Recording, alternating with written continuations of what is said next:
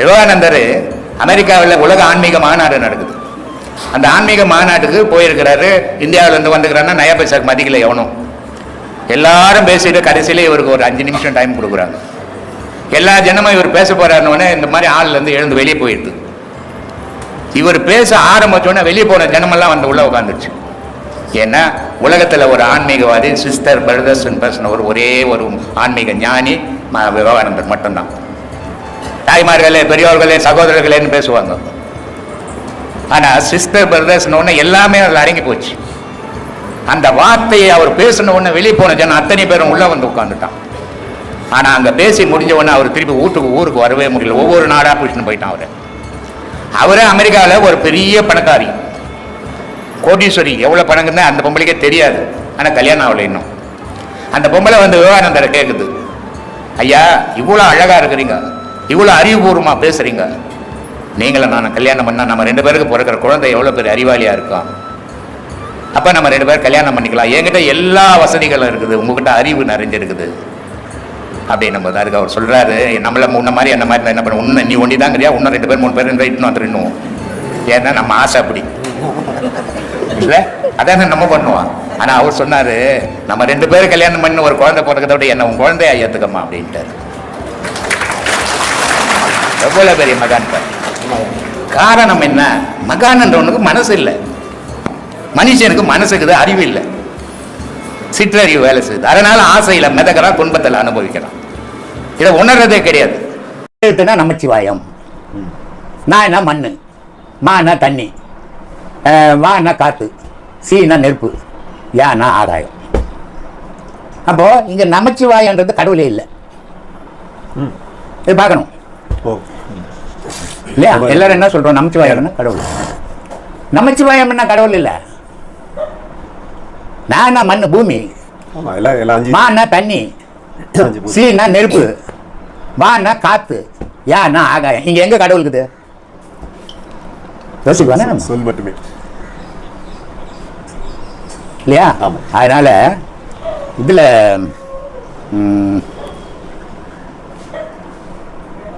இவர் நமச்சிவாயம் வாழ்க சொல்லிட்டு வர, சொல்லிட்டு நாதன் தாழ் வாழ்க, நமச்சிவாயம் வாழ்க, 5 பஞ்சபூதங்கள் வாழ்க, நாதன் தாழ் வாழ்க. 5 பஞ்சபூதத்தை பச்சவன் நாதன்டா, ஓசைடா.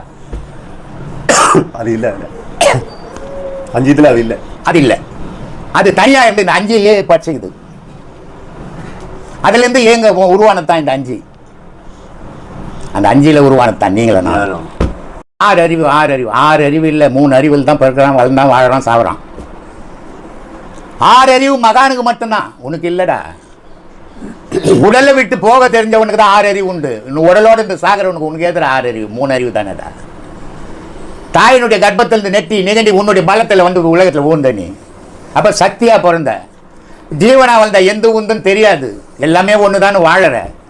ஜீவனா வளர்ந்த உடனே மனம் வந்துச்சு, எங்கள் அம்மா எங்கள் அப்பா எங்கள் சொத்துன்னு வந்துச்சு. மனமனுடைய செயல்பாடுகள் உலகத்தில் இயங்குது. மனத்தினுடைய செயல்பாடுகள் முடிஞ்ச உடனே பிணமா போகுது. மனம் பிணமாயிடுச்சு இல்லையா? அப்போ 3ஆ தான் இயங்குறான்.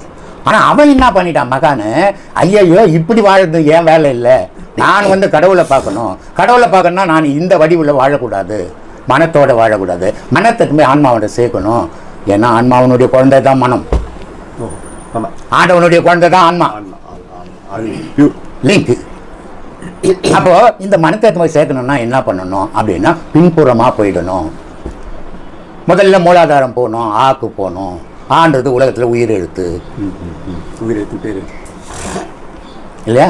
அப்போ ஆன்ற அகாரத்துக்கு போனால் அது உயிரெழுத்து ஆகி போச்சு. உயிரெழுத்து ஆன உடனே அடுத்தது என்னன்னு பார்த்தது மகாரண்டா, போடா காத்தாண்ட போச்சு. அடுத்தது என்னடா சிகாரண்டா, ஏற மேலே ஏனி கட்சி வச்சுடா அவனுக்கு.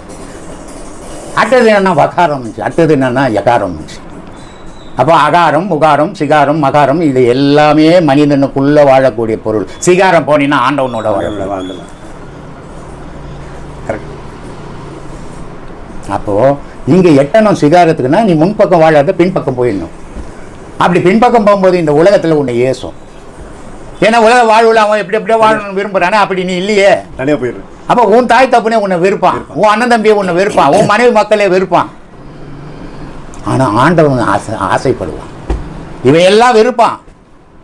உன்னுடைய செயலை பார்த்து ஆண்டவன் சந்தோஷப்படும். பரவாயில்ல, நம்மகிட்ட வர முயற்சி பண்றான். அப்போ அது எதுக்கு ஆசைப்படுது அந்த ஆண்டவன்? இந்த மனம் எதுக்கு ஆசைப்படுது? இந்த மனம் உலகத்துல வாழ ஆசைப்படுது. அந்த ஆன்மா என்ன பண்றது? நான் பிறந்த இடத்தை போய் அடையணும்னு அது ஆசைப்படுது. ஏன்னா அது உருவான இடங்க. அதானே விதை. அந்த விதையை விதைச்சு வந்தானே. அப்போ அதுலேயே போய் அதில் போகும்போது என்ன, நீ இல்லாமல் போயிடுற. இங்கே இருக்கும்போது நீ இருக்கிற. இங்கே இருக்கும்போது உனக்கு வேற பொருள் இருக்குது. அதில் போய் இணையும் போது வேற பொருள் இல்லை, நீயே கடவுள். புரியுதா? இப்படி போகுது சாமி. சரி, பேரொழியில் தான் சிற்றொலி இருக்கு. அப்போ அந்த பேரொழியை கூட எப்படி சேரதுன்னு சிற்றொலி? குழந்தை பிறக்கும்போது பெரிய மனுஷனா பிறந்துக்குதா? சின்ன குழந்தையா தான் பிறகுது. அது வளர வளர என்ன ஆச்சு? பெருசாகி போச்சு. இந்த சிற்றொலியா இருக்கிறத எண்ணெயை ஊற்றி ஊற்றி திரிய பெருசாக்கினே போனா பேரொலியா மாறிக்கினே வரும். அந்த மாதிரி இறைவன் பேரொலியா இருக்கிறான், நம்ம ஆன்மாக்கள் சிற்றொலியா இருக்குது. இந்த சிற்றொலியா இருக்கிற ஆன்மாவை அதுக்கு உரம் போட்டு ஏத்தி அதனோட உறவு கொண்டால் அது பேரொலியா மாறும். பேரொலியா மாறும் போது இந்த உடல் தாங்காத அந்த வெப்பத்தை. அப்போ இந்த பேரொலி என்ன பண்ணும்? வெளியேற ஆரம்பிக்கும். வெளியேறி பிரபஞ்சத்தில் இருக்கிற பேரொலியோட இது போய் இணையும் இல்லையா? அதுவே சிவமோட்சம். சிவத்தோட கலந்தது. ஒரு ஒளியோட இன்னொரு ஒளி கலந்தது. இப்போ திருத்தணிக்கு போனீங்கன்னா ஒரு அகண்டம் வச்சிருப்பான் வெளியே. அது திக்கு திக்கு திக்கு திக்குன்னு எரிஞ்சுன்னு இருக்கும் இல்லை? ஆனா அவ்வளோ பெரிய கற்பூரம் நீ எத்தம் போக முடியாது. நீ இவ்வளோ தான் எத்தனை போவ இல்லையா? ஆனா இந்த கற்பூரத்தை முருகனை கொளுத்தணும் அப்படின்னா அந்த அகண்டத்துல போட்டேன். இப்போ அகண்டத்துல கற்பூரம் எரியுது. எந்த கற்பூரம் நீ போட்டுன்னு தெரியுமா உனக்கு? எரியும் தெரியாது. அதே மாதிரி நீ இறைவனோட கலக்கும் போது நீ யாருன்றதே உனக்கு தெரியாது. நீயே இறைவன். இதுதான் சிற்றொலிக்கும் பேரொலியும் இணையக்கூடிய வாய்ப்பு. இந்த சிற்றொலி போய் பேரொலியில் இணையணும்னா குரு இல்லாத இணைக்க முடியாது. அப்போ அதுக்கு சரியான குரு வேணும். குரு இருந்திருந்தால் மட்டும் போதாது, குரு சொல்றபடி நடக்கணும். நடந்தால் மட்டும்தான் அந்த பயணத்தை பண்ண முடியும். நீ குரு இல்லாமல் அந்த பயணம் பண்ணவே முடியாது யாராலையும். வாசாமி இப்படி வா கேட்கறது நான் அடுத்த ஒண்ணுக்கு தேவை. விநாயகர் அவையார் சொல்லியிருக்காங்க, சத்தத்தினுள்ளே சதாசிவம் சாட்சி. ஆமா, சித்தத்தினுள்ளே சிவலிங்கம். உண்மை. அது சதாசிவம்னா சிவலிங்கம் என்னன்றாங்க. ஈஸ்வரன் கோயிலுங்களில் போனீங்கன்னா உலகத்தில் உள்ள இந்து மத கோவில்கள் எல்லாம் எல்லா சாமிக்கும் ஒரு சிலை இருக்கும். ஆனால் சிவபெருமானுக்கு மட்டும் சிலை கிடையாது. அது நம்ம கோயிலில் தான் வச்சுக்கிறோம். மீதி இடத்துல எல்லாம் லிங்கம் வச்சிருப்பான். லிங்கம்னா என்ன அப்படின்னா பெண்ணுனுடைய குறி, ஆணுனுடைய குறி, இது ரெண்டும் சேர்ந்ததான் சிவலிங்கம். அப்போ இது ரெண்டு ஏன் போய் அங்க வச்சாங்க? இது சரிதானா அப்படின்னா அறிவாளிகள் முன்னாடி வச்சுருங்க. நமக்கு அந்த அளவுக்கு ஆற்றல் அறிவு இல்லை. அவங்க ரெண்டு உருவங்கள் இணைஞ்சால் இன்பம், ரெண்டு உருவங்கள் இணைஞ்சால் உலக உற்பத்தி. ஒரு ஆணும் பெண்ணும் சேரலன்னா உலகம்ன்றது ஒண்ணு இருக்காது. சரி, இது வெளியே ஒரு ஆணும் பெண்ணும் சேர்றது, 4 குழந்தைகள் பெற்றுக்கிறது, இதெல்லாம் வெளி உலகத்துல. ஆனால் உடலுக்குள்ளவே சக்தியும் சிவமும் சேரணும். சேர்ந்தால்தான் உனக்கு மோட்சம். அதனால அந்த சிவலிங்கத்தை சக்தி கீழவும் சிவம் மேல உயாவும் இணைச்சி வச்சிருக்கிறாங்க. அப்போ இந்த சக்தியும் சிவமும் இணையனா என்ன வேணும் அப்படின்னா சத்தம் வேணும் உடம்புல. அந்த சத்தம் எப்படி வரணும்னா சதாசிவமா வரணும். சதாசிவம்னா ஒரு நேரம் சத்தம் கேட்குதுங்க, ஒரு நேரம் ஒன்றும் இல்லைங்க நிம்மதியா இருக்கிறேங்க அப்படின்னுவோம். அப்படி இருக்கக்கூடாது. எந்த நேரமும் சதானா எந்த நேரமும் தொடர்ச்சியா அந்த நாதம் கேட்டுக்கணும் உனக்குள்ள. இந்த நாதமாகப்பட்டது மூலாதாரத்திலிருந்து கிளம்பி உச்சந்தலையில போய் சேரும் போது அது சிவலிங்கமா ஆயிப்படும். அப்போ சக்தியும் சிவமும் புணர்ந்துட்டாங்க. அடுத்தது புணர்ந்துட்டா நமக்கு என்ன வேலைன்னா மோட்சத்துக்கு போறது தான் வேலை. இத திருமூலர் ரொம்ப அழகா சொல்லுவார். இருட்டறை மூலையில் இருந்த கண்ணி ஒரு மனிதன் உடம்புல கண்ணாடிக்கு முன்ன போய் நின்னுக்கணும் கூட எல்லா இடத்தையும் பார்க்க முடியும். ஆனா மூலாதாரத்தை மட்டும் கண்ணாடியாண்டியும் பார்க்க முடியாது, தானாவும் பார்க்க முடியாது. ஏன்னா அது 2 புட்டத்துக்கும் இடைப்பகுதியில் இருக்குது. தலையினுடைய முதுகு தண்டுனுடைய கடைசி பகுதி அது. அந்த கடைசி பகுதியில தான் மூலாதாரம்ன்றது இருக்குது. அப்போ அந்த இடத்தை பார்க்க முடியாது. பார்க்க முடியாத இடத்துக்கு பேர்னா இருட்டுன்னு அர்த்தம், தெரியலன்னு அர்த்தம். அப்போ அந்த இருட்டறையில் இருந்த கன்னி பொண்ணு, ஏன் போய் இப்படி கன்னி பொண்ணுன்னு சொன்னாரு பார்வதியை போய் அப்படின்னா, கல்யாணம் ஆகாத இருக்கிறதுக்கு கன்னி பெண்ணுன்னு பேர். அப்போ இந்த கல்யாணம் ஆகாத கன்னி பெண் ஏன் கல்யாணம் ஆகாதது? சிவத்தாண்ட சண்டை போட்டுன்னு பிரிஞ்சு போயிருக்கிறாங்க. அதனால சொல்றாரு, இருட்டறை மூலையில் இருந்த கன்னி குருட்டு கிழவன் கூடல் குறித்துன்றார். இப்போ நம்ம இந்த பில்டிங்குள்ள இருக்கிறோம், பக்கத்தில் இருக்கிறது தெரியல, நமக்கு அண்ணாண்ட இருக்கிறது தெரியல. அப்போ அண்ணாண்ட இருக்கிறது தெரியணும்னா நம்ம என்ன பண்ணணும்? ஒரு வழிக்கா போய் வெளியே பார்க்கணும் இல்லையா? அந்த மாதிரி மகாவிஷ்ணுன்றது ஒரு மாயை. அந்த மாயை நெஞ்சிலிருந்து அடி இடுப்பு வரைக்கும் அது மறைச்சிக்கு நிற்குது. மறைச்சிக்கு நிற்கிறதால மேலே இருக்கிற சிவத்தை சக்தி பார்க்க முடியல. அதனால என்ன பண்ணணும்னா, இந்த வழியில போனா உனக்கு பார்க்க முடியாதுப்பா, பின்பக்கமா வேற வழியில போயிடு, சிவனோட போய் சேரலாம். அப்போ இந்த அம்பாலை எத்துன்னு போய் யார் சேர்க்கறது அப்படின்னா பிள்ளை. இந்த பிள்ளை எத்துன்னு போய் அம்பாலை எத்தனை போய் தன்னுடைய தகப்பங்கிட்ட சிவத்துக்கிட்ட சேர்த்துட்டால், அவரு கண்ணு தெரியாத பெரிய வயசானவர் என்ன மாதிரி உட்கார்ந்து கிடக்கிறார். இந்தம்மா இளமையான பெண், ரொம்ப சக்தி உடையவளா இருக்கிறார். இந்த சக்தியை கொண்டு அந்த சிவத்தை பார்த்த உடனே அவருக்கு போன கண்ணு வந்துடுச்சு. கண்ணு வந்த உடனே யாருன்னு பார்த்தா தான் மனைவியை நிக்கிறா எதிரோ. அதனால தன்னுடைய மனைவியை கல்யாணம் பண்ணிக்கிறார். அப்போ பிரிஞ்ச தாய் பிரிஞ்ச தகப்பன் 2 பேரும் சேர முடியாத நிலையில இருந்தவங்கள சேர்க்கறதுக்கு பாடுபட்ட பிள்ளைய ரோட்ல விடுவாங்களா? விடமாட்டாங்க. அப்போ தனக்குள்ளவே அணைப்பாங்க. அது மோட்சம். அப்போ நமக்கு பிறப்பு இல்லை, இறைவனோட நம்ம கலந்துட்டோம். இதுதான் இருட்டறை மூலையில் இருந்த கன்னி குருட்டு கிழவன் கூடல் குறித்து குருட்டினை நீக்கி மறிட்டி அவளை மனம் புரிந்தாலே அப்படின்னாரு. கண்ணை வர வச்சு அவரை மயக்கி கல்யாணம் பண்ணிக்கினாரு அப்படின்னு திருமூலர் சொல்றாருமா. இவ்வளோ சிக்கல் இருக்குதம்மா இதுல, சொல்லுமா. இப்போ விநாயகர் சதுர்த்திக்கு மக்கள் விநாயகரை முழு கடவுளாக கொண்டு வணங்கி கொண்டு வருகிறார்கள். சரி, அந்த மக்கள் கொண்டாடும் விநாயகர் சதுர்த்திக்கு உங்களுடைய வாழ்த்துக்களை சொல்லுங்கள். விநாயகர் சதுர்த்தி வழிபாடுகள் தவறில்லை, எல்லா மக்களும் பண்ணலாம். ஏன்னா விநாயகர் சதுர்த்தின்றது வருஷத்துல ஒரு நாள் வரக்கூடியது. அன்னைக்கு அந்த விநாயகர் சதுர்த்தி இல்லைன்னு சொன்னா அந்த மக்களுக்கு நல்ல உணவு கிடைக்காது. அந்த பண்டிகையை வச்சதால தான் அன்னைக்கு கொழுக்கட்டை, நல்ல வரப்பாச சாப்பாடு, நல்ல சாப்பாடு கிடைக்குது. அப்போ அதுக்கு அந்த பிள்ளையாருடைய பேர் தேவைப்படுத்துங்க, அது தவறு இல்லை. ஆனால் இந்த பிள்ளையாருன்ற ஒரு 50 ரூபாய் கொடுத்து ஒரு சிலையை வாங்கி வந்து வச்சு, ஒரு 20 ரூபாய் கொடுத்து ஒரு உடையை வந்து வச்சு எல்லாம் செய்து அங்கே போட்டுட்டு சும்மா 2 வார்த்தை ஏதோ வந்து கும்பிட்டுட்டு சாப்பிட்டு அப்படி இருக்கக்கூடாது. அது இல்லை முறை. ஆனால் அதனுடைய அடிப்படை என்ன அப்படின்னா, நீ சொல்ற சொல்லு, ஒவ்வொரு சொல்லும் அந்த மூலாதாரத்தில் குத்தணும், சேரணும். ஏன் அது மூலாதாரத்தில் சேரணும் அப்படின்னா, மனிதனுடைய மூலாதாரத்தில் தான் பிள்ளையார் இருக்கிறார். அதுக்கு அடுத்தபடியாக தான் அம்பாள் இருக்கிறார், அதுக்கு அடுத்தபடி பிரம்மா, அதுக்கு அடுத்தபடி விஷ்ணு, இப்படி எல்லா கடவுளும் ஒரு வரிசையில் இருக்குது. ஆனால் முதல்ல இருக்கிறது அங்கே பிள்ளையார் தான். ஏன் அது முதல்ல இருக்குதுன்னா, அம்பாளை பாதுகாத்து இருக்குது. கிராம பக்கத்துங்களில் ஒவ்வொரு கோவிலும் பார்த்தா 2 கண்ணு தான் தெரியும், மீத பாம்பு தான் மாச்சுன்னு இருக்கும். அப்போ அந்த தாயின்றவளை பாதுகாத்துக்கிறது இந்த பிள்ளையார். அப்போ இந்த பிள்ளையாரை கும்பிட்டுறது தவறில்லை, நல்லபடியாக கும்பிடுங்க.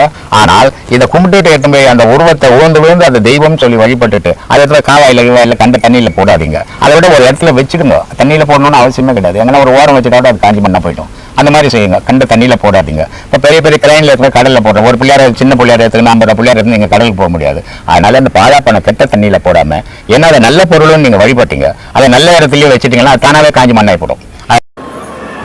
விவேகானந்தர் அமெரிக்காவில் உலக ஆன்மீக மாநாடு நடக்குது. அந்த ஆன்மீக மாநாட்டுக்கு போயிருக்கிறாரு. இந்தியாவிலேருந்து வந்துக்கிறான்னா நயா பைசாக்கு மதிக்கல எவனும்.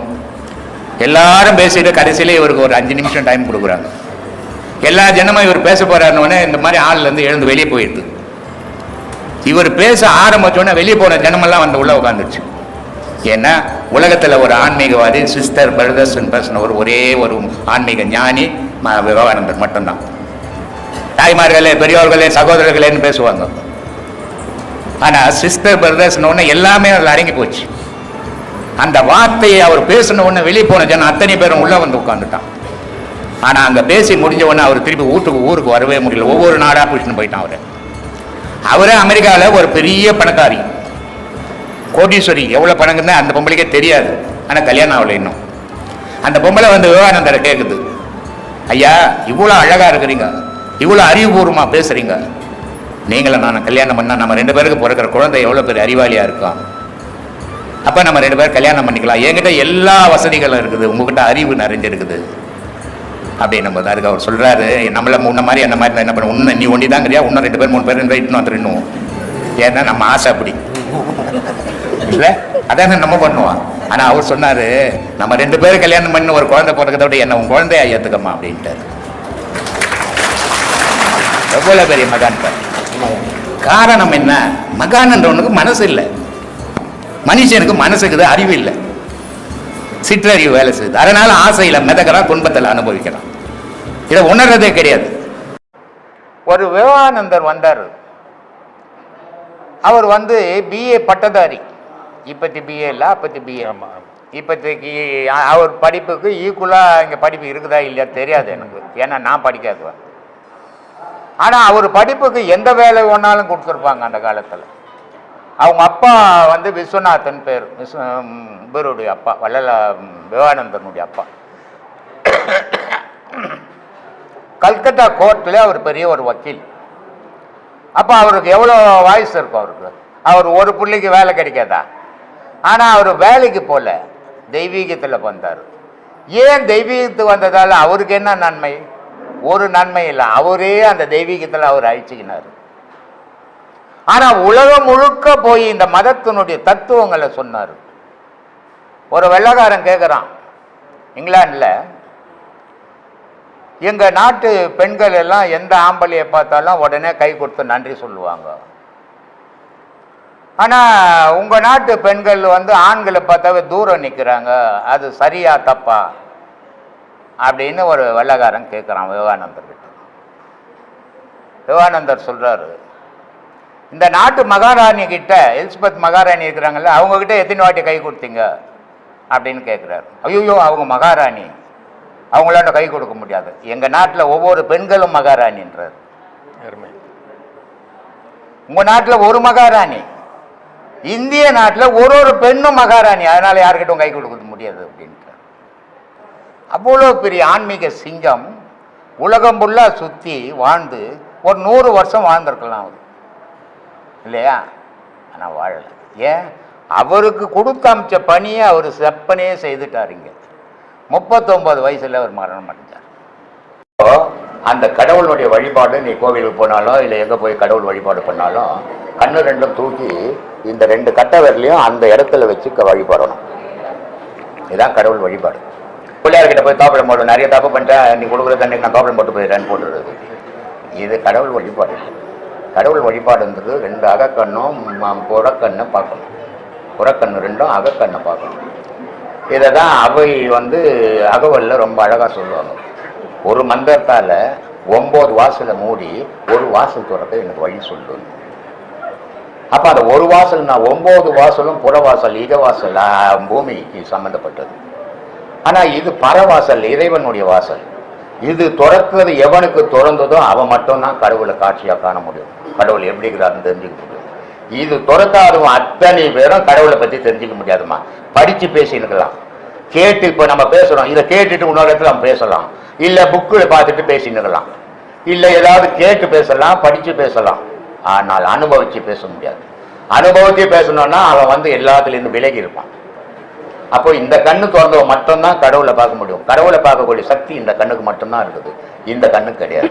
இந்த கண்ணு கடவுளை பார்த்தா அழிஞ்சு போயிடும். கண்ணு சாதாரண மின்னல் வந்தாவே தாங்காது, இந்த கண்ணு சாதாரண இடி வந்து அந்த உடம்பே தாங்காது. அப்போ இது எல்லாத்த விட கோடி மடங்கு பிரகாசம் உள்ளவனாச்சே, அதை பார்க்கணும் அந்த கண் தாங்குமா? அந்த கண்ணால் மட்டும்தான் கரு. அதை தான் சொல்லுமா. ஐயா இப்ப பாத்தீங்கன்னா சாய்பாபா மாதிரி மகான்களை தமிழர்கள் ஏத்துக்கிட்டாங்க. சரி, இதே மாதிரி 3000 வருஷத்துக்கு முன்னாடி இந்த திருவள்ளுவர் ஏன் கடவுளா இன்னும் யாரும் வழிபடல?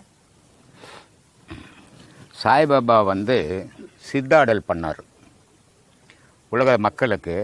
அவர்கிட்ட போய் ஒரு கல்யாணம் ஆகலை. அவர் ஒரு தாய் தகப்ப ஒரு பிள்ளைக்கு பொண்ணு பார்க்குறாங்க. பொண்ணு எங்கேயுமே செட் ஆகலை. அப்போ அங்கே பக்கங்கிறவங்க சொல்கிறாங்க, அவர் சாய்பாபா கிட்ட போய் கேளுங்க, அவர் ஒரு நல்ல வழி சொல்லுவார் அப்படின்றாங்க. அப்போ சாய்பாபா கிட்ட போயிட்டு அந்த தாய் தகப்பன் கேட்குறாங்க. கேட்ட உடனே சாய்பாபா சொல்கிறாரு, இது மாதிரி வட திசையில் ஒரு பொண்ணு இருக்குது, நீங்கள் போய் பாருங்கள் அப்படின்றார். அதே மாதிரி போய் பார்க்குறாங்க. அந்த பொண்ணு அமைஞ்சு போச்சு, கல்யாணமும் நடக்குது. கல்யாணத்துக்கு முதல் பத்திரிக்கையும் இவர்கிட்ட தான் கொடுத்தாங்க. இவர்கிட்ட கொடுத்த உடனே இவரும் கல்யாணத்துக்கு எல்லாரும் போகிற மாதிரி போனார். ஆனால் எல்லாரும் என்ன பண்ணுறாங்க, ஆடம்பரமான ஆடை அணிஞ்சு வராங்க. ஆனால் ஒரு சாமியாராச்சு, அவர் எப்படி இருப்பார், என்ன மாதிரி தானே இருப்பார். அவர் அப்படி போன உடனே அந்த கல்யாணத்தில் இருக்கிற கூட்டங்கள் என்ன பண்ணுதுன்னா, சாப்பாடு அப்புறம் போடுவாங்க, முதல்ல உள்ள கல்யாணம் நடக்குது, வெளியே போயான்னு தள்ளிடுறாங்க. அப்போது இவர் ரொம்ப மனம் வருத்தப்பட்டு வீட்டுக்கு அவருடைய இடத்துக்கு வந்துடுறாரு. வந்துட்டு என்ன பண்ணுறாரு, நல்ல பயங்கரமான கோட்டு ஷூட்லாம் போட்டு நாங்கள் போகிறாரு. முதல்ல இட்டு போய் இவரை உட்கார வைக்கிறாங்க. அப்போது கல்யாணம் நடக்காத கல்யாணத்தை இவரை மருளால் அது நடத்தி வைக்கிறாரு. ஆனால் அவருக்கு மரியாதை இல்லைங்க. அவர் போட்டுங்கிற ஆடைக்கு மரியாதை கொடு. அதான் இந்த உலகம். அதனால் அவர் என்ன சொல்கிறாரு, ஆசீர்வாதம் பண்ண சொல்கிறாங்க. இல்லை, என்னுடைய ஆடை தான் உங்களுக்கு ஆசீர்வாதம் பண்ணோம், என்னுடைய மனம் ஆசீர்வாதம் பண்ணாது அப்படின்ட்டு திரும்பி வந்துடுறாரு. அந்த மாதிரி பல சித்தாடுகளை அவர் பண்ணதால் அவர் என்ன பண்ணிட்டாங்க, ஒரு மகானை கடவுள் மாதிரி ஆக்கிக்கினாங்க. புத்தி சொல்றதும் மனசு சொல்லும் எப்படி பிரித்தா பகிர்த்தாவே? புத்தின்றது எது, மனசுன்றது எது? மனசுன்ற பொருள் கூட சித்தம், புத்தி, அகங்காரம், மனம் 4 பொருள் சேர்ந்து தான் வேலை செய்யுது. இதில் மனசு தான் ஒரு பெரிய குரு, மீதி 3 பேரும் அடியாட்கள் தான். இந்த அடியாட்களில் புத்தி என்ன சொல்லுது, அதை போகிறாங்களே அந்த மாதிரி நிறைய பணம் எடுத்து போகிறாங்க, அது இருந்தால் நமக்கு நல்லா இருக்கும் அப்படின்னு.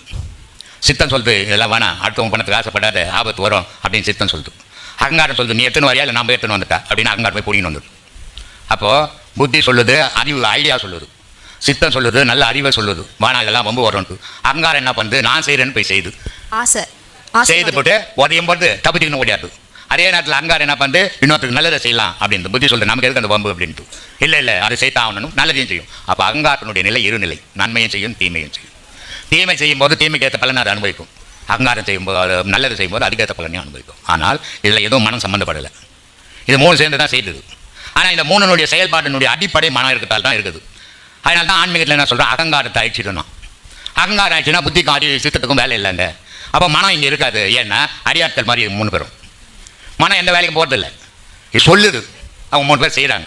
ஆனால் சுமை யாருக்கு, பேர் யாருக்கு, மனசுக்கு. அப்போது இந்த 3 பேரை கொண்டுடுன்றோம்.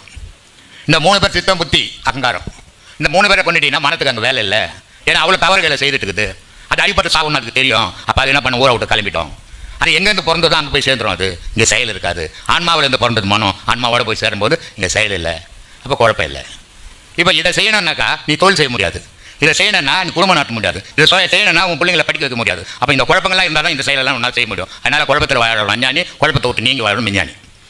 அப்புறம் ஒன்று கேள்வி, கோயிலுக்கு போகிறப்ப கீழே உளுந்து கும்பிடலாமா கோயிலில்? அதாவது தரையில் படலாம்? ஆமாம், கண்டிப்பாக கும்பிடணும். ஏன்னா கும்பிட்றது நிறைய பேர், நான் பல முறை சொல்கிறேன், நீட்டாக படுக்காதீங்க, அப்படி கும்பிடக்கூடாது. புட்டம் மேலே இருக்கணும், தலை தரையில் இருக்கணும். அப்படி தான் தெய்வ வழிபாடு பண்ணணும். நேராக போய் பட்டு நான் சாஸ்தாங்கமாக ஊந்தோன்னா ஒரு பயனும் கிடையாதுன்னு. அது ஏன் அப்படி கும்பிட சொல்கிறோம் அப்படின்னா, விந்து சக்தின்ற விந்து இடுப்பில் இருக்குது, சிவம் என்ற ஓசை ஆன்மா தலையில் இருக்குது. இது ரெண்டும் சேரணும். இது நியூட்ரல் பேஸ் மாதிரி. இது சிவம் பேஸ் மாதிரி, சக்தி நியூட்ரல் மாதிரி. இது ரெண்டும் சேரும்போது தான் மனித நிலை ஒழுங்காக இருக்கும். அதனால் இப்படி சாஞ்சி கும்பிடும்போது இது ரெண்டும் சந்திக்கும், நிமிரும் போது அது பிரியும். அப்போ மனிதன் நல்ல அறிவோடு வாழ்வான். அதனால் அப்படி கும்பிட வச்சது. அதை விட்டு போட்டு நீ போய் இந்த நேராக சாமியாண்ட நான் பட்டுக்கினேன், என்ன பட்டு தூங்கத்துக்கு போனேன், அது தெரியாமல் அது மாதிரி பழக்கம் பண்ணிட்டாங்க. இங்கே கூட நேராக படுத்துப்பாங்க காலாண்ட. ஐயோயோ இது என்ன கொடுமைடான்னு நினச்சிக்கிது நான். என்ன பண்றது? உங்க காலை தொட்டு கும்பிடலாமா என்ன? ஏமா உங்க காலை தொட்டு என் காலை தொட்டு கும்பிட்டு என்ன வரப்போகுது? உங்க அப்பா அம்மா காலை தொட்டு கும்பிட்டீங்கன்னா உனக்கு புண்ணியம் வரும். இல்ல ஒரு என் காலை தொட்டு கும்பிட்டு ஒண்ணுமே இல்ல. அப்பா அம்மா காலை தொட்டு கும்பிடுவேன். என்னன்னா ஒரு சில பேர் வந்து காலை தொட்டு கூடாதுன்னு சொல்லுவாங்க. ஏன்னா அவங்களோட ஆறாவ் வந்து பிரிஞ்சு போயிரும் உயிர். அப்ப நீ கேள்விப்பட்டிருக்கேன். அதனால எதுவும் தெரியாது. எதுவும் பிரிஞ்ச அதாவது இருக்கிற இடத்துல தான் அதாவது இருக்கும். ஆனால் நினைவுகள் உன் தாய் தகப்பனை நீ கும்பிடும் போது என் பொண்ணு நல்லா இருக்கணும், இந்த ஊர்லேயே என் பொண்ணு தான் பணக்காட்சியாக இருக்கணும், இந்த ஊர்லேயே என் பொண்ணு தான் நிம்மதியாக இருக்கணும்னு தாய் தகப்பன் வாழ்த்துவாங்க. அப்போ நல்லா இருப்ப நீ. என்கிட்ட என் காலில் ஊந்தினா உலகத்தோட கும்பலில் கோயந்தாக போடும். அதனால் என் காலில் ஊந்தோட உங்கள் அப்பா அம்மா காலில் வந்து கும்பிடும். கோயிலுக்கு போனால் பொதுவாக வந்துட்டு சிவனும் நந்தியும் இருக்க நடுவில் வந்து குறுக்க போகக்கூடாது, நான் சுற்றி தான் போகணும்னு சொல்லி நிறைய சொல்லுவாங்க. அது மாதிரி நந்தி காதில் வந்து நம்ம தேவைப்படுறது வேணும்னா அது நடக்கும்ன்ற மாதிரி வந்து நிறையா பழக்கம் வச்சுருக்காங்க. இந்த நடக்கும் நடக்காதது இதெல்லாம் மனுஷன் சம்மந்தப்பட்டது. கோயிலுக்கு போனால் அவன் நினைக்கிறதெல்லாம் நடந்தால் இந்த உலகத்தில் ஏழையே இருக்க மாட்டான். கோயிலுக்கு போனால் அவன் நினைச்சதெல்லாம் நடந்தால் இந்த உலகத்தில் நோயாளியே இருக்க மாட்டான். இது ஒரு நம்பிக்கை. ஆனால் அங்கே என்ன வச்சிருக்கிறான்னு பார்க்கணும். எப்படி முட்டாள்தனமாக வச்சுக்கிறானா அறிவுபூர்வமாக வச்சுக்கிறானா? ஃபஸ்ட்டு ஒரு பலிபீடம், அதுக்கப்புறம் ஒரு நந்தி, அதுக்கப்புறம் ஒரு பொட்டாமரை பூ, அதுக்கப்புறம் மூலஸ்தானம். இதனுடைய பொருள் என்ன அப்படின்னு பார்க்கணும். கடவுளை வழிபடணும்னா முதல்ல நீ செய்த பாவத்தை வெட்டணும். சரி, நீ செய்த பாவத்தை வெட்டின உடனே என்ன பண்ணணும்னா நந்தி வழி விடணும். உனக்கு அது போட்டுக்கு உள்ள போட்டு. சரி, நந்தி வழி விட்டது, நீ நேரம் போலாமா இந்த பாவத்தை அங்கே வெட்டி பாவத்தை விட்டுட்டு போறிய அந்த பொட்டாமரையில குளிக்கணும், சுத்தமாக்கணும். நீ அந்த பொட்டாமரையில குளிச்சினாக்கா அடுத்தது நீ இறைவன் பாப்படான்றதுக்காக அதை வரிசையா வச்சிருக்கிறான். நம்ம தான் தெரிஞ்சுக்கிறது கிடையாது. அதுமாதிரி பொருள் புரியணும். பா ஒன்றுமே தெரிஞ்சுக்காத மக்கள் பாது ரொம்ப வருத்தமான விஷயம். எவ்வளவு அற்புதங்கள் வச்சிருக்கிறான் இந்து மதத்தில். இந்து மதம் மாதிரி ஒரு மதம் உலகத்தில் உருவாகவும் ஆகாது, ஆனதும் கிடையாது. அவ்வளவு அற்புதங்கள். ஆனால் எதையுமே தெரிஞ்சுக்கவே இல்லை. குலதெய்வ வழிபாடு ரொம்ப அவசியமா? குலதெய்வம்ன்றது எது குலதெய்வம்? அது கொலை பண்ணிருக்குதா இல்லை உங்க குலத்தை காப்பாத்துதா? குலப்பலமா கும்பிட்டு வந்து அது எப்படிமா? இது எப்படி கும்பிடாட்டி சாமி குட்டமா? எல்லாரும் செத்து போறேன்னு அப்ப குலதெய்வத்தை கும்பிடவெல்லாம் ஜாவறான், எந்த தெய்வத்தையும் கும்பிடாதவனும் செத்து போடுறான். அப்ப எதுதான் தன்னை காப்பாத்துது? எந்த தெய்வமும் இல்லைன்றவனும் 100 வயசு வரைக்கும் இருக்கிறான், தெய்வம் இருக்குதுன்றவனும் வரைக்கும் 100 வயசு. இப்போ எது அவனை காப்பாத்துச்சு?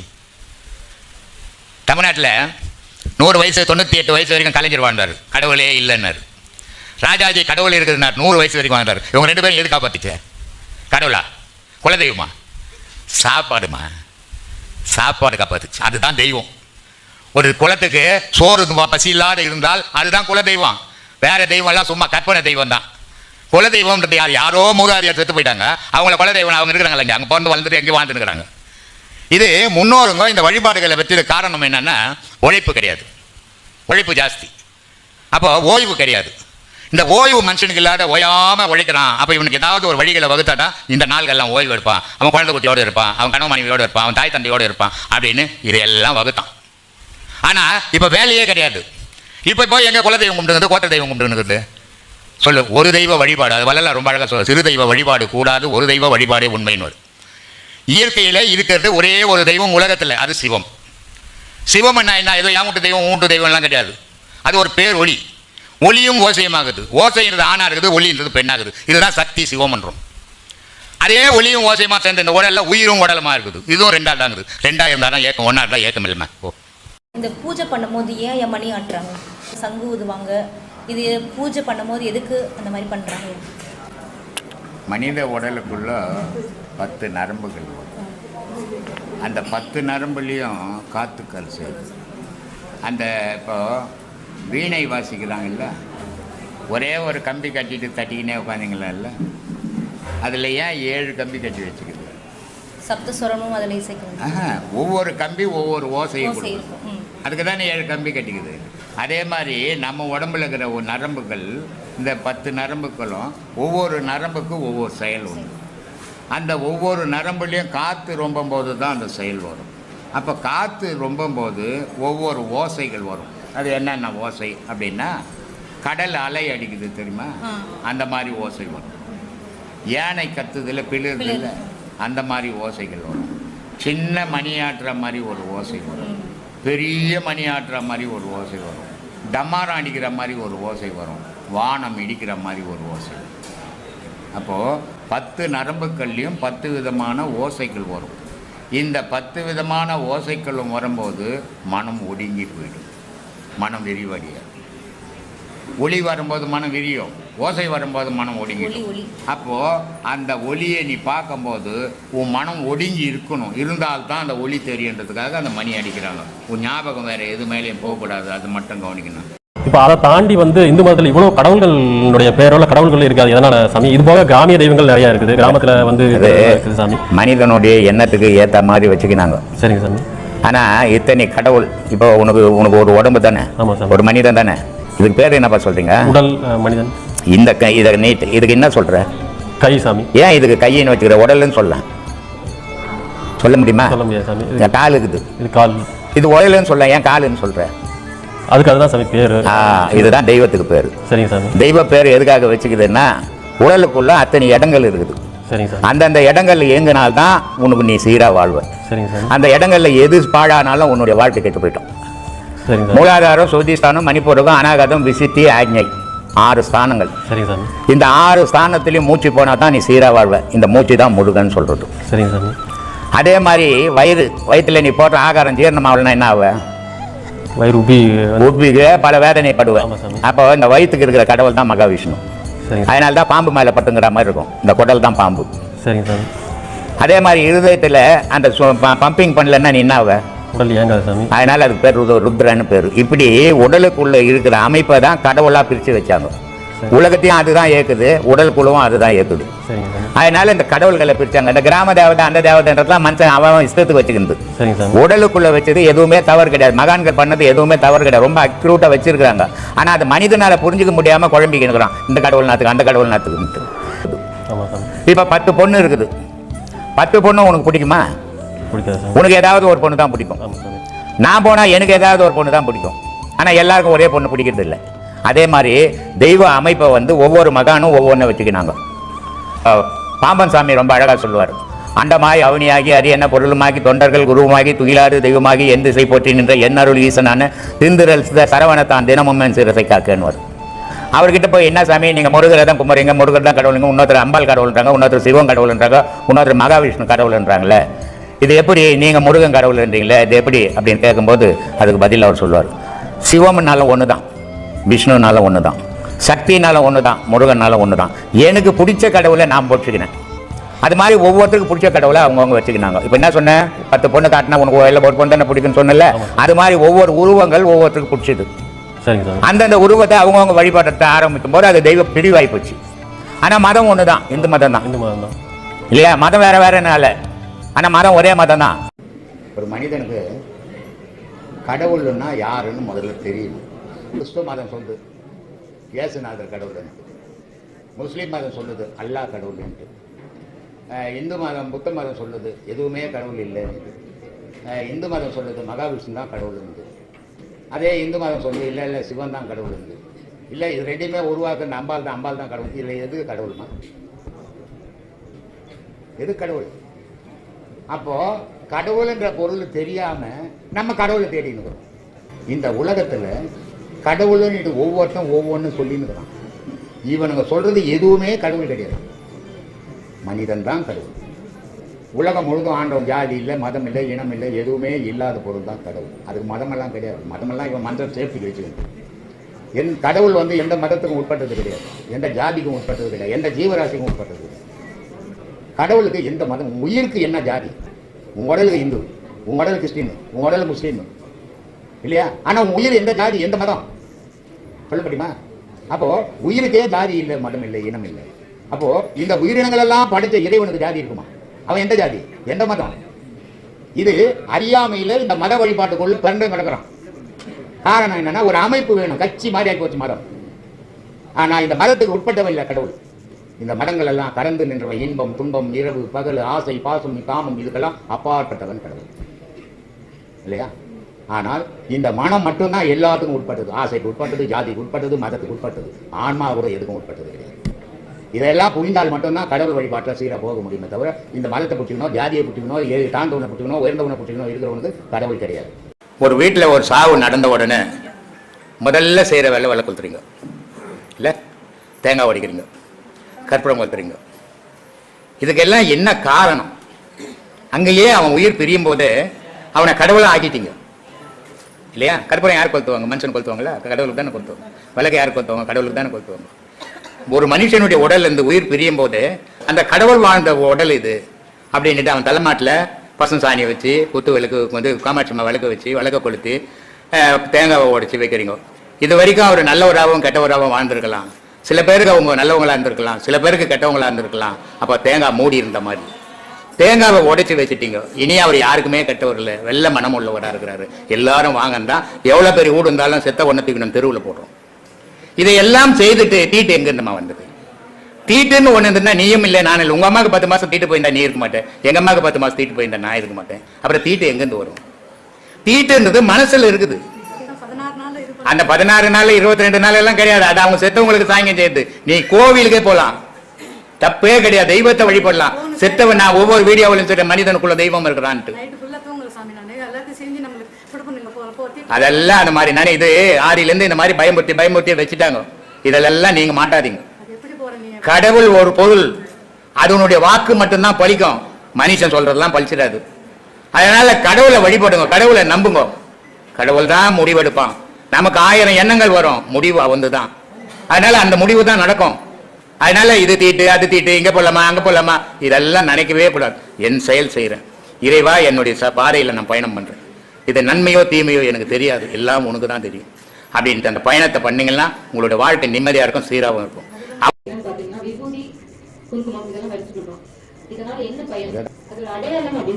அடையாளமே கிடையாதுமா. அடையாளம்னு நீ உனக்கு அறியாமையில சொல்லினுங்கிற. கிறிஸ்டின் இருந்தால் சிலுவப்பட்டு நிற்பான், அது மதத்துக்கு அடையாளம். இந்துவா இருந்ததுன்னா இந்துவில் சிவகோத்திரமாக இருந்தால் பட்டம் போட்டுப்பான், ஓ இவர் சிவகோத்திரத்தை சார்ந்தவர். இந்துவா இருந்ததுன்னா நாமம் போட்டுவா, ஓ இவர் விஷ்ணுவை சார்ந்தவர். இந்துவா இருந்தால் பெருசாக நல்லா போட்டு மாதிரி குங்கம் வச்சுப்பாரு, ஓ இவர் அம்மன் பக்தர். இதுக்காக வைக்கிறான். மூடனுங்க மாதிரி இல்லையா இது தெரிஞ்சுக்காமல் இருக்கிறது? முஸ்லீமாக இருந்தால் தொப்பி போட்டுக்கணும், கிறிஸ்தவனாக இருந்தால் தாடி மீசை ரெண்டையும் எடுக்கணும், முஸ்லீமாக இருந்தால் மீசை மட்டும் எடுக்கணும், தாடி விட்டுக்கணும். இது என்னடா மதம்? என்ன மதம் இது? மனிதன் தானடா நீ. உன்னை விட உயர்ந்த பொருள் ஒன்று இருக்குதாடா, அது மதத்திலே தேடுறது, மனசில் தேடுறா இல்லையா? இங்கே வந்து இறைவன் எல்லாம் சொன்ன ஒரு கை ஜான் அளவில் தான் இறைவன் இருக்கிறான். நீ உலகமெல்லாம் போய் தேட வேண்டியதில்லை, உன் கை அளவில் ஒரு ஜான் அளவில் உங்கள்கிட்டவே கடவுள் இருக்கிறான். அந்த ஜான் அளவில் இருக்கிற இடம் இது. அதனால தான் சொன்னோம் அகஸ்தியர், சுற்றியே அலைவதில்லை, சூட்சம் சூட்சம். இறைவனை பார்க்கறது ஊரெல்லாம் திரிஞ்சு தேடுறது இல்லைடா, அது ரகசியம்டா. சூட்சம்னா ரகசியம். அதனால சுற்றியே அலைவதில்லை, சூட்சம் சூட்சம். சுழியிலே நின்றாலே மோட்சம் மோட்சம். உன் மனசை திரும்ப இங்கே சேர்த்துட்டீங்கன்னா அதுதான்டா மோட்சத்துக்கு வழி. ஊரெல்லாம் திரியுறது இல்லைடா அப்படின்னு. அப்போது இந்த மோட்ச வீட்டில் பொட்டு வைக்கிறதோ திருநெறிடுறதோ நாமம் போடுறதோ, அதை இப்போ நான் உன்னை தொட்டால் தானே உணர்வு வரும். தொடாமல் நான் பேசின உணர்வு வருமா? அந்த உணர்வை இந்த இடத்துல உண்டாக்கிக்கிறாங்க. இது சராசரி மனுஷனுக்கு. ஆனால் யோகத்தில் வரவனுக்கு அது உண்டாக்க வேணும், அது தானாகவே உணர்வு அங்கே வந்துடும். வந்துக்குதா இல்லையா சாமி உங்களுக்கெல்லாம்? இல்லையா? அந்த உணர்வு எங்கே வருது? இவன் நினைவு அங்கே போகுது. அப்போது இவன் எதோட உறவாடினுக்கிறான்? இவன் உணர்வோட உறவாடுறான். இவன் உணர்வு எதோட உறவாடுது? இறைவனோட உறவாடுது. அதான் தெய்வ வழிபாடு. மாதா பிதா குரு தெய்வம். இன்னைக்கு அம்மா அப்பா இல்லைன்னா நீங்கள் இல்லை. எனக்கு பெற்றவங்க நல்ல பெற்றவங்கனால தான் எனக்கு நல்ல ஒரு குரு அமைச்சிருக்காங்க. அதே போல் அம்மா அப்பா உயர்ந்தவர்கள் என்றது ஐயா சொல்லியிருக்கீங்க. அப்படி எதுக்கு குரு இறைவன் அங்கே அமைக்கப்பட்டிருக்கு? அப்போ இவங்களே வணங்கிடலாமே. அம்மா அப்பா அவங்களுக்கு ஒரு பேர் இருக்குது, தாய் தகப்பன். அவங்களுக்கு குருன்னு பேர் இல்லை இல்லையா? அவங்க வந்து அவங்களுடைய உழைப்பால் உங்களை உலகத்துக்கு காட்டிட்டாங்க. அவங்க முதல் கடவுள் உங்களுக்கு. இப்போ இந்த நாட்டினுடைய மந்திரி இருக்கிறார். ஒரு மந்திரியை பார்க்கணுன்னா நேராக போய் பார்க்க முடியுமா? பார்க்க முடியாது. அப்போ இந்த ஊரில் யார் தலைவர், அவரை பார்க்கணும் முதல்ல. அதுக்கப்புறம் மொத்தத்துக்கும் யார் தலைவர், அவரை பார்க்கணும். அவர் தான் மந்திரி கிட்டிட்டு போவார். இல்லை நம்ம நேராக போய் நான் ஆளுங்க நான் உங்களை பார்க்கணுங்கன்னு சொல்ல முடியுமா? விடுவாங்களே? விட மாட்டாங்க. அப்போது தாயும் தகப்பனும் இந்த உலகத்தை காட்டியிருக்கிறாங்க. உலகம் இப்படி இருக்குது, உலகத்தில் கடவுள் இப்படி இருக்குது, குரு இப்படி இருப்பார் அப்படின்னு தாய் தகப்பன் சொல்லி கொடுத்தாங்க. ஆனால் தாய் தகப்பன் குருவாக மாற முடியாது. அப்போ அவங்க முதல் படி. அதுக்கடுத்தது உயர்ந்தவர் குரு. குரு சொல்கிறாரு கடவுள் இப்படி. தாய் தகப்பன் உலகத்தை காட்டினாங்க, தாய் தகப்பன் குருவை காட்டினாங்க. குரு கடவுளை காட்டுறாரு. கடவுள் எப்படி இருப்பார், கடவுள் எப்படி செய்வார், கடவுளால் தான் நம்மளாம் உலகம் வாழுது, கடவுளால் தான் இயற்கைப்படி. மனுஷனால் ஒரே ஒரு புடி மண்ணை செய்திட முடியுமா? எவ்வளோ விஞ்ஞானம் வளர்ந்து போச்சு, உலகம் உள்ள விஞ்ஞானங்கிறது. ஆனால் ஒரு புடி மண்ணை செய்ய முடியுமா? எந்த விஞ்ஞானமாவது செய்ய முடியாது. எந்த விஞ்ஞானமாவது ஒரு நெல் விதையை செய்ய முடியுமா? செய்ய முடியாது. அப்போது இது எல்லாமே இறைவனால் தான் முடியும். அப்போது குரு சொல்கிறாரு இறைவன் உயர்ந்தவன். அம்மா அப்பா சொன்னாங்க குரு உயர்ந்தவர்னு சொன்னாங்க. குரு கிட்ட போனவனே குரு சொல்கிறார் இறைவன் உயர்ந்தவன், நான் உயர்ந்தவன் இல்லை அப்படின்னு. இறைவன் கிட்ட போனவனே இறைவன் என்ன சொல்கிறான்? ஆமாப்பா எங்கள் எல்லாரும் விட நீ தான் உயர்ந்தவன். எங்களை எல்லாரும் விட அப்பா அம்மா குரு என்னை விட நீ தான் உயர்ந்தவன். ஏன்னா என்ன தேடாத உலகத்தில் நீ என்ன தேடி வந்தபார், நீ உலகத்தில் உயர்ந்தவன் அப்படின்னு கடவுள் சொல்கிறான். அப்போது கடவுள் எங்கே இருக்கிறன்னா மனிதனுடைய இதயத்திலேயே இருக்கிறான். அப்போ தாய் தகப்ப முதல் கடவுள் உலகத்தை காட்டினாங்க. குரு கடவுளை பற்றி சொன்னார். கடவுள் உன்னையே கடவுளாகினார். இதுதான் ஒரு உலக சுயற்சி. இறைவன் எவ்வளோ அற்புதமானவன். அந்த அற்புதமானவன் இந்த உலகத்தை படைச்சு உலகமும் அற்புதமாக இருக்கணும் அப்படின்னு படைத்தான். ஆனால் மனுஷனுடைய நிலை என்ன போச்சு, ஒருத்தரை பார்த்து ஆசையில் இவனுடைய நிலையை மறந்து இவன் இழிவான நிலைக்கு போயிட்டான். இப்போ நம்ம குடும்பத்தில் நம்ம தாய் தந்தையோ இல்லை நம்ம கணவரோ நம்ம பிள்ளைங்களோ யாராவது இறந்துட்டா 1 வருஷத்துக்கு நீங்கள் அதை செய்யக்கூடாது, கோயிலுக்கு போகக்கூடாது, கடல் தாண்டக்கூடாதுன்னு சொல்கிறாங்க. இதெல்லாம் அறியாமையில் ஆதியில் சொல்லி வச்சது. நீங்கள் நல்லா யோசனை பண்ணீங்கன்னா தெரியும் உண்மை. அதெல்லாம் யோசிக்கிற அளவுக்கு மனுஷனுக்கு பக்குவம் இல்லாத போயிடுச்சு. பக்குவம் இல்லாத வாழ்ந்துட்டீங்க. அதனால் இந்த மாதிரி செயலெல்லாம் இருக்கிறீங்க. ஒரு சாவு நடந்த உடனே என்ன பண்ணுறீங்க? விளக்கு கொளுத்துறீங்க. ஆமாம் இல்லை? ஊதுவத்தி கொளுத்துறீங்க, கற்பூரம் கொளுத்துறீங்க. இதெல்லாம் செத்து போன பணத்துக்கு செய்கிறீங்களா, உயிருக்கு செய்கிறீங்களா? தீட்டு இருக்கும்போது இந்த விளக்க கொளுத்தலாமா? நீங்கள் தீட்டு இருக்கும்போது கற்பூரம் கொளுத்தலாமா? தீட்டு இருக்கும்போது ஊதுவத்தி கொளுத்தலாமா? அந்த தீட்டு பணத்தினுடைய காலில் வந்து கும்பிடலாமா? இதையெல்லாம் பண்ணிவிட்டு அந்த தீட்டை எடுத்து போய் போச்சு போட்டு நான் கோயிலுக்கு போகக்கூடாதுன்னு இது மூடத்தனமா இல்லையா? இதை தான் சொல்கிறது மூடத்தனம்ன்றது. அதில் இருந்த தெய்வம் வெளியே போச்சு, போன தெய்வத்துக்கு பண்ணி வழிபட்டீங்க. அந்த தெய்வம் இறைவன் என்று கோவில் இருக்கிறான். கோவிலுக்கு போகிறதுல என்ன தவறு இருக்குது? ஒவ்வொரு மனிதனுடைய உடலும் இறைவன் வாழறான். அந்த இறைவன் வாழற வரைக்கும் தான் மனிதன் இங்கே நடமாட்டோம். அந்த இறைவன் அவனை விட்டு வெளியே போனால் இவனுக்கு பேர் போனோன்னு ஆகிடும். அப்படிப்பட்ட இறைவனை வழிபடுறது கோவிலுக்கு போகிறதுல என்ன தீட்டு இருக்குது? தீட்டுன்றது உடல், அதை பச்சாச்சு. அதுக்கப்புறம் என்ன தீட்டு இருக்குது? மறுநாளே போகலாம் கோவிலுக்கு, தப்பு இல்லை. உலகம் அதைத்தானே பேசுது. அதான் உலகம் சொல்றது நீயே எடுத்துக்கினேன். உனக்குன்னு ஒரு வழியை வகுத்துக்கோ. உலகத்துக்கு உண்மை தெரியாது இருக்கும். உனக்கு உண்மை தெரிஞ்சுன்னா நீ உண்மையான பாதையில் போ. நீ ஏன் உன்னத்தை பார்க்குற? உன்னத்தை பார்த்தீங்கன்னா இந்த கேள்வியே தேவையில்லை உனக்கு. நீ போகிற உலகம் போகிற மாதிரி போகலான்ட்டு வள்ளுவர் சொல்கிறார், வளர்த்தலும் மழித்தலும் வேண்டாம், உலகம் பழித்தது அழித்து விடுன்னு. உலகம் என்ன சொல்கிறா? கும்பலை கூப்பிட்டு பழிச்சின்னு போ. நீ தனியாக போன உனக்கு கூப்பிட்டு கொட்டுவாங்க. அந்த மாதிரி போயிடுங்க. இல்லை உலகத்தை எடுத்து உனக்கு சரி வழின்னா அதில் போ. எல்லா தாய் தாப்பையும் இருக்கும்போது காலில் வந்து கும்பிடுறீங்க. அப்பா உன்ன மாதிரி அப்பனே இல்லை, ஏன்னா கோடிக்கணக்கில் எனக்கு செலவு பண்ணிட்டேன். அம்மா உன்ன மாதிரி அம்மாவே இல்லை, எனக்கு யாருமே இந்த மாதிரி சோறு போடலன்ட்டு. ஆனால் செத்த உடனே நான் இருக்கிற மாதிரி இந்த ஊருக்கு வெளியே போகிறீங்களே, என்ன நியாயம் அது? அப்போ தீட்டு வந்துட்டு உயிராக இருந்த தீட்டு இல்லையா? இதெல்லாம் அறியாமல், இதெல்லாம் மூடத்தனம். இதை தான் நான் இல்லை முட்டாள்தானு சொல்லினுக்கிறேன். செத்த மறுநாளே கோவிலுக்கு போகலாம், ஒன்றும் தப்பு இல்லை. தெய்வத்தை வழிபடல என்ன தப்புக்குது? உள்ளே வாழ்ந்ததும் தெய்வம் தான் மனிதனுக்குள்ள. அதில் என்ன தவறு இருக்குது? அதனால தப்பே கிடையாது. மனித பிறவி. இப்போ நான் ஒரு மனுஷன், நான் இருக்கிறேன். என்னோட நான் வாழும்போது சுதந்திரமாக வாழ்ந்தேன். என் மனம் என்ன நான் விரும்பிச்சோ அதுபடியெல்லாம் நான் வாழ்ந்தேன். அந்த வாழ்க்கையில் எனக்கு பல விதத்தில் துன்பங்களும் வந்தது, பல விதத்தில் இன்பங்களும் வந்தது. இது ரெண்டுமே அனுபவித்தேன். ஆனால் அது துன்பமாக இருந்தாலும் அது இன்பமாக இருந்தாலும் என்னோடவே அழிஞ்சு போச்சு இல்லை. அப்போ நான் தனித்து இருக்கணும். நான் என்ன பண்ணேன், இன்னொரு வீட்டு பொண்ணை போய் கட்டின்னு வந்தேன். அப்போ என் சுதந்திரம் பறி போச்சு. இப்போ நான் எதை செய்தாலும் அவகிட்ட சொல்லாத நான் செய்ய முடியாது. சொல்லாத செய்தால்னா அவள் கட்டத்தை என்ன அடிக்கிறான். சொல்லிட்டு செய்தால் என் செயலுக்கு தடையாக இருக்கிறான். இப்படி நான் சிக்கிக்கினேன் போய். சரி நான் சிக்கிக்கின்னு என்னோடவும் என் மனைவியோடவும் இல்லை நான் போனோம். இவ்வளோ சிக்கல் இருக்குது, நான் இவ்வளோ கஷ்டப்பட்டேன், இவ்வளோ துன்பப்பட்டேன். இந்த துன்பங்களும் இந்த கஷ்டங்களும் என்னோடவும் என் மனைவியோடும் போயிட்டுட்டோம். இதுக்கு மேலே எனக்கு ஒரு சந்ததி தேவையில்லை. அவங்க இந்த துன்பத்தை இந்த உலகத்தில் படவானா அப்படின்னு என்னைக்காவது நினச்சோமா? 10 லட்சம் ரூபாய் டாக்டர் கிட்ட கொடுத்துட்டு ஒரு யூடியூப்புக்கு வாழ்ந்த ஓணுங்கன்றான். அப்போ எதுக்கு தேடலாமா? இவன் மனுஷனுடைய ஆசை தன்னை பற்றி பேசுறதுக்கு ஒரு சந்ததி வேணும். இவனுக்கு பொருட்கள்லாம் எங்கன்னா ஒன்று தத்து எடுத்து வந்து வச்சுக்கிறான். தத்து எடுக்கிறது எவ்வளோ பெரிய ஆபத்து தெரியுமா? அது பெரும் ஆபத்து. ஒரே ரத்தத்தில் பிறந்த குழந்தையே உன்னை கொள்ளுது. எவ்வளவோ பிறந்த குழந்தை உன்னை என்ன பண்ணும்? யோசிக்க வேண்டாமா? இதை நீ பிறந்த, நீ வளர்ந்த, நீ வாழ்ந்த, நீ சாக போற, செத்துட்டு போயிட்ட. இன்னொன்று ஏன் வம்பு வச்சுக்கிற? ஆனால் இந்த வம்பை தேடி நிறைய பேர் போறவங்க உண்டு. என்கிட்ட 2 பேர் டாக்டருங்க, கனவு மணி குழந்தை இல்லை. அவங்க வந்து இந்த மாதிரி இல்லையே சாமி, இதுக்கு நாங்கள் தத்து எடுத்துக்கலாமான்னு. தத்தத்துக்கு நீனா ஆபத்தை சந்திக்கும் தயாராகிடு அப்படின்னு. ஏன்னா விபரீதமான வளர்ற வரைக்கும் உன் தெய்வத்தை நம்ம சொந்தமாக பெற்ற குழந்தை, ஒரு கர்ப்பத்தில் ஒரு ரத்தத்தில் பிறந்த குழந்தைக்கே பாசம் இல்லை, பற்று இல்லை, பணத்து மேலே பற்றாய் போகுது. தாய் தாப்பம் தூங்கும் போது எழுதி கொடுந்து, கையெழுத்து போடுந்து, அடிக்குது, குத்துது. ஒரே ரத்தம். இது நம்ம தாய் சத்தா நமக்கு தானே சொந்தம், நம்ம தகப்பன் சத்தா நமக்கு தான் சொந்தம் நினைக்கல.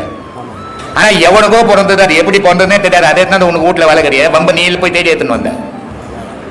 அப்போ இப்படி வாழற மனுஷங்கிட்ட துன்பம் எங்கிருந்து போகும்? போகாது. இறைவனை அடைய முடியாது. ஆனா வள்ளலார் என்ன பண்ணாரு? கல்யாணம் வேண்டான்னு இருந்தாரு. அவங்க அக்காவும் அவங்க அம்மாவும் சேர்ந்து கட்டாயம் அக்கா பொண்ணை கல்யாணம் பண்ணி வச்சாங்க. பொன்னேரி வீடு அக்கா வீடு கல்யாணம் பண்ணி வச்சாங்க. கல்யாணம் பண்ணி வச்ச உடனே என்ன பண்ணார் அவரு? முதல் இரவு அன்னைக்கு திருவாசகத்து கையில் கூட, நான் உதவ மாட்டேன், இந்த திருவாசகம் தான் உனக்கு உதவும் அப்படின்ட்டு எடுத்து கொடுத்துட்டு போனார். எத்தனை ஆம்பளைங்களால எத்தனை பொம்பளைங்களால நம்மளால முடியுமா இது? அதனால தான் அவர் மகானானாரு, நம்ம மனுஷனால இருக்கிறோம். நம்ம ஜனங்களுக்கு ரொம்ப அறியாமையில் தெய்வ வழிபாடு நடத்தின்னு வராங்க. இந்த உடல்ல பதி, பசு, பாசம் அப்படின்னு 3 விஷயங்கள் இருக்குது. இந்த 3 விஷயங்கள் எது எதுன்னு நம்ம தெரிஞ்சுக்கணும்.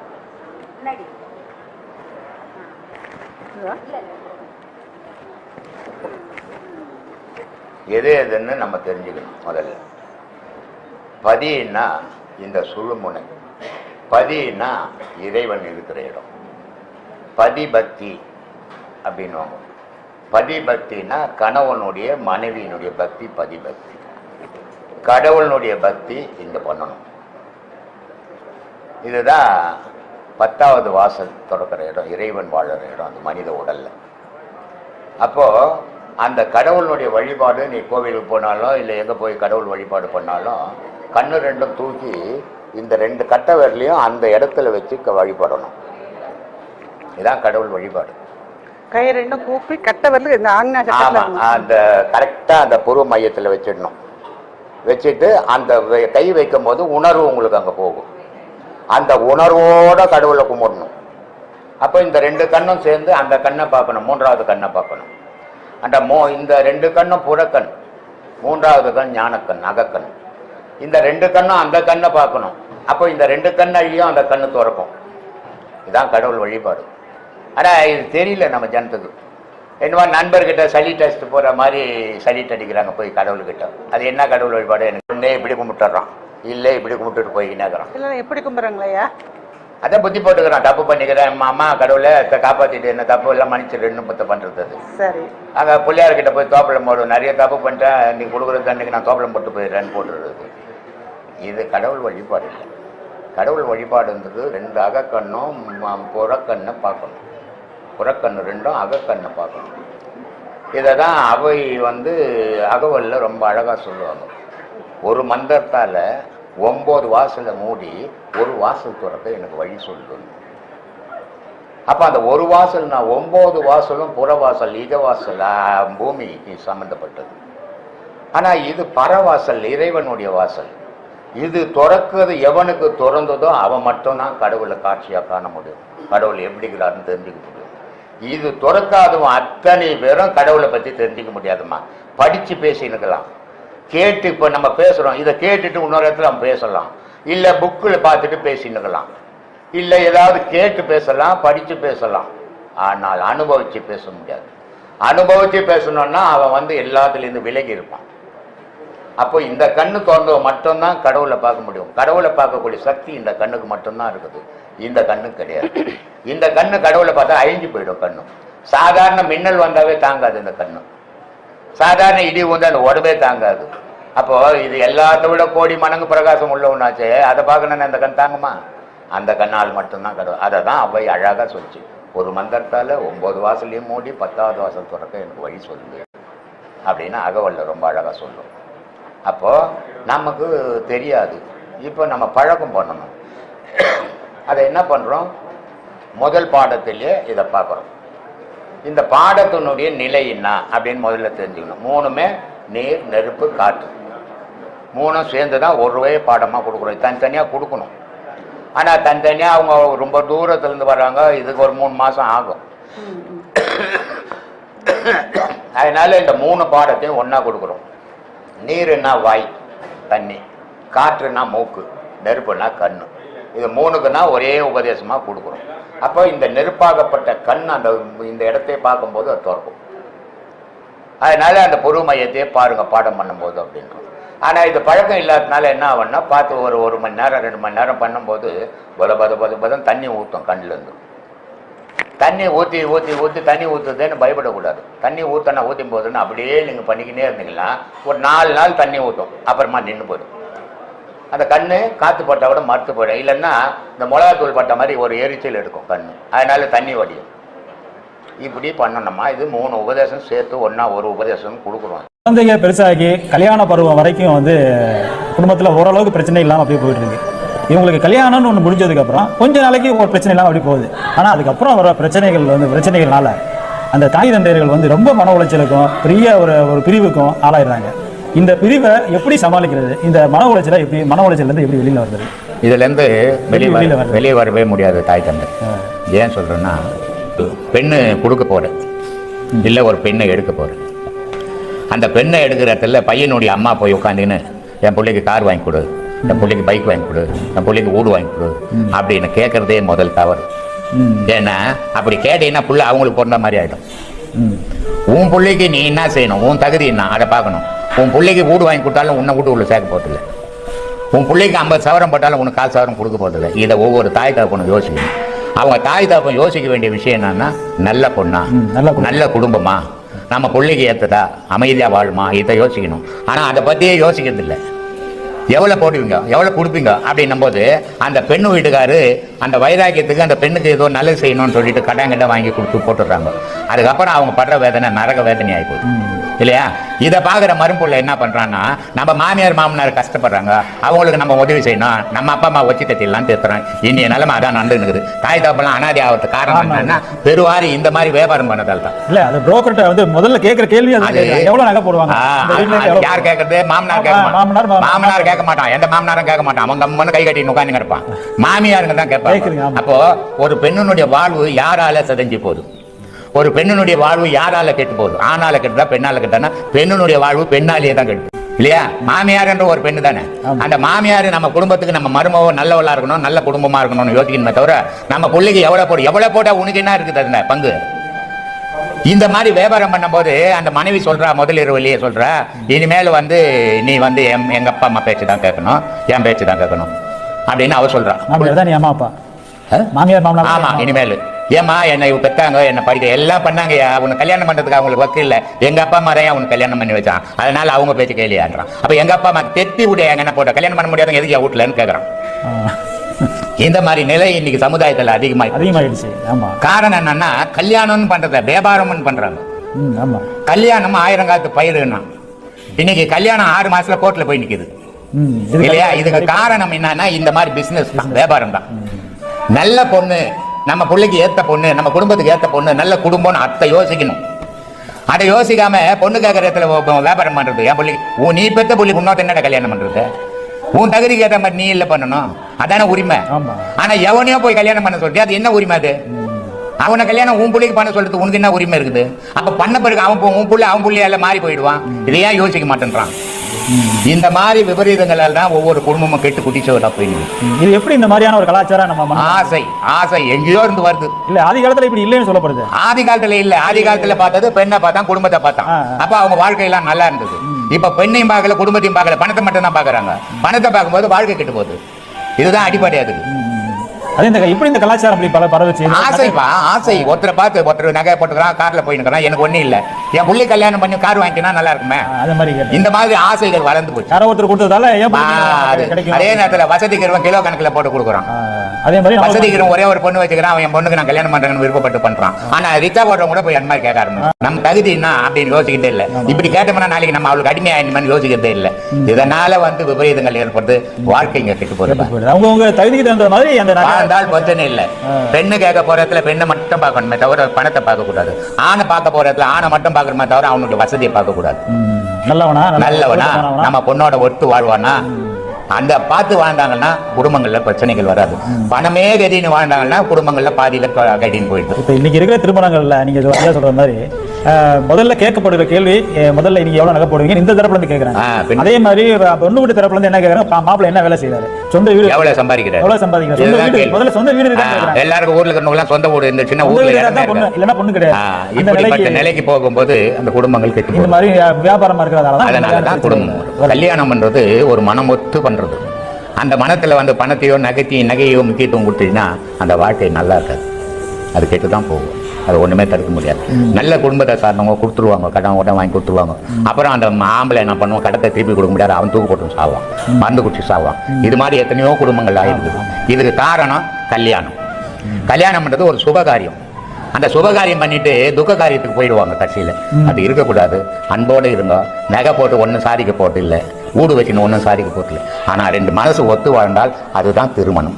இந்த 2 பேர் சேர்ந்து இன்னொரு குழந்தைய உருவாக்கும் போது அது 2 மனங்கள் ஒன்று சேர்ந்து இன்னொரு மனத்தை உருவாக்குச்சு, அதுக்கு பேர் திருமணம்னு சேர்ப்பார். மனித பிறவி. இப்போ நான் ஒரு மனுஷன், நான் இருக்கிறேன். என்னோட நான் வாழும்போது சுதந்திரமாக வாழ்ந்தேன். என் மனம் என்னென்ன விரும்பிச்சோ அதுபடியெல்லாம் நான் வாழ்ந்தேன். அந்த வாழ்க்கையில் எனக்கு பல விதத்தில் துன்பங்களும் வந்தது, பல விதத்தில் இன்பங்களும் வந்தது. இது 2மே அனுபவித்தேன். ஆனால் அது துன்பமாக இருந்தாலும் அது இன்பமாக இருந்தாலும் என்னோடவே அழிஞ்சு போச்சு இல்லை. அப்போ நான் தனித்து இருக்கணும். நான் என்ன பண்ணேன், இன்னொரு வீட்டு பொண்ணை போய் கட்டின்னு வந்தேன். அப்போ என் சுதந்திரம் பறி போச்சு. இப்போ நான் எதை செய்தாலும் அவகிட்ட சொல்லாத நான் செய்ய முடியாது. சொல்லாத செய்தால்னா அவள் கட்டையத்தை என்ன அடிக்கிறான், சொல்லிட்டு செய்தால் என் செயலுக்கு தடையாக இருக்கிறான். இப்படி நான் சிக்கிக்கினேன் போய். சரி, நான் சிக்கிக்கின்னு என்னோடவும் என் மனைவியோடவும் இல்லை நான் போனோம். இவ்வளோ சிக்கல் இருக்குது, நான் இவ்வளோ கஷ்டப்பட்டேன், இவ்வளோ துன்பப்பட்டேன். இந்த துன்பங்களும் இந்த கஷ்டங்களும் என்னோடவும் என் மனைவியோடும் போயிடட்டும். இதுக்கு மேலே எனக்கு ஒரு சந்ததி தேவையில்லை. அவங்க இந்த துன்பத்தை இந்த உலகத்தில் பரவானா அப்படின்னு என்னைக்காவது நினச்சோமா? 10 லட்சம் ரூபாய் டாக்டர் கிட்ட கொடுத்துட்டு ஒரு யூடியூப்புக்கு வாழ்ந்த ஓணுங்கன்றான். அப்போ எதுக்கு தேடலாமா? இவன் மனுஷனுடைய ஆசை தன்னை பற்றி பேசுறதுக்கு ஒரு சந்ததி வேணும். இவனுக்கு பொருட்கள்லாம் எங்கன்னா ஒன்று தத்து வந்து வச்சுக்கிறான். தத்து எடுக்கிறது எவ்வளோ பெரிய ஆபத்து தெரியுமா? அது பெரும் ஆபத்து. ஒரே ரத்தத்தில் பிறந்த குழந்தையே உன்னை கொள்ளுது. எவ்வளவோ பிறந்த குழந்தை உன்னை என்ன பண்ணும் யோசிக்க வேண்டாம். இதை நீ பிறந்த, நீ வளர்ந்த, நீ வாழ்ந்த, நீ சாக போற, செத்துட்டு போயிட்ட. இன்னொன்னு ஏன் வம்பு வச்சுக்கிற? ஆனால் இந்த வம்பை தேடி நிறைய பேர் போறவங்க உண்டு. என்கிட்ட 2 பேரும் டாக்டருங்க, கனவு மணி குழந்தை இல்லை. அவங்க வந்து இந்த மாதிரி இல்லையே சாமி, இதுக்கு நாங்கள் தத்து எடுத்துக்கலாமான்னு. தத்தத்துக்கு நீனா ஆபத்தை சந்திக்கும் தயாராகிடு அப்படின்னு. ஏன்னா விபரீதமான வளர்ற வரைக்கும் உன் தெய்வத்தை நம்ம சொந்தமாக பெற்ற குழந்தை, ஒரு கர்ப்பத்தில் ஒரு ரத்தத்தில் பிறந்த குழந்தைக்கே பாசம் இல்லை, பற்று இல்லை, பணத்து மேலே பற்றாய் போகுது. தாய் தாப்பம் தூங்கும் போது எழுதி கொடுந்து கையத்தை போடுந்து அடிக்குது, குத்துது. ஒரே ரத்தம். இது நம்ம தாய் சத்தா நமக்கு தானே சொந்தம், நம்ம தகப்பு சத்தா நமக்கு தான் சொந்தம் நினைக்கல. ஆனால் எவனுக்கோ பிறந்தது, அது எப்படி பிறந்ததுன்னே தெரியாது. அதே தான் உனக்கு வீட்டில் வளர்க்குறிய வம்ப நீல் போய் தேடி எடுத்துன்னு வந்தேன். அப்போ இப்படி வாழற மனுஷங்கிட்ட துன்பம் எங்கிருந்து போகும்? போகாது, இறைவனை அடைய முடியாது. ஆனா வள்ளலார் என்ன பண்ணாரு? கல்யாணம் வேண்டான்னு இருந்தாரு. அவங்க அக்காவும் அவங்க அம்மாவும் சேர்ந்து கட்டாயம் அக்கா பொண்ணை கல்யாணம் பண்ணி வச்சாங்க. பொண்ணேரி வீடு அக்கா வீடு கல்யாணம் பண்ணி வச்சாங்க. கல்யாணம் பண்ணி வச்ச உடனே என்ன பண்ணாரு அவரு? முதல் இரவு அன்னைக்கு திருவாசகத்து கையில் கூட, நான் உதவ மாட்டேன், இந்த திருவாசகம் தான் உனக்கு உதவும் அப்படின்ட்டு எடுத்து கொடுத்துட்டு போனார். எத்தனை ஆம்பளைங்களால எத்தனை பொம்பளைங்களால நம்மளால முடியுமா இது?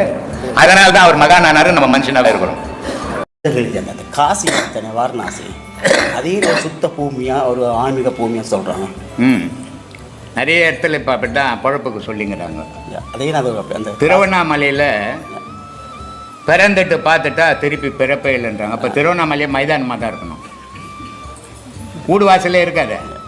ஆனால் 20 வருஷத்துக்கு முன்னே இருந்த திருவண்ணாமலையை விட இன்னைக்கு மெட்ராஸ் சிட்டியில் கூட அவ்வளோ பில்டிங் இல்லை, அவ்வளோ இம்ப்ரூவ்மெண்ட். அப்போது சிவபெருமானை பார்த்தோன்னே அதிக இம்ப்ரூவ்மெண்ட் ஆகுது. அங்கே எங்கே சிவனை பார்த்தோன்னே பிறப்பா இருந்தது? அருள். வாரணாசியில் போனால் முக்தி. வாரணாசியில் ஒருத்தன் கூட உயிராக இருக்க மாட்டானே, எல்லாம் செத்து போய் முக்தி அடைஞ்சிருப்பானே கங்கையில் உண்டு. இது அறியாமை, மனிதனை பிஸ்னஸ் ஈர்ப்பு. அப்போ அங்கே சொல்கிறான், உன் பாவம். ஒரு வாழைக்காய் வாங்கி கங்கை ஆற்றுல விட்டுட்டீங்கன்னா உன் பாவம் போயிடும். ஒரு சுண்டைக்காய் வாங்கி கங்கை ஆற்றுல விட்டீங்கன்னா உன் பாவம் எல்லாம் தீர்ந்துடும். இப்படியே அது வியாபாரமாக போயிடுச்சது. ஆனால் எங்கேயோ கடையில் விற்ற வாழைக்காய் பாவம் பண்ணலை, எங்கேயோ கடையில் விற்ற சுண்டைக்காய் பாவம் பண்ணலை. பாவம் பண்ணது நீ தானே. ஒரு கையை விட்டு வெட்டி கங்கையில் விட்டுறேன், என் பாவம்லாம் போட்டேன்னு விட்டு வந்தீங்கன்னா நியாயமான விஷயம். அப்போ இப்போ காசி போகிறவன் ஒரு ஏதாவது ஒரு சாப்பாடு சுற்றுலா சாமி, சுற்றுலா காசின்றது ஒரு சுற்றுலா பயணம்.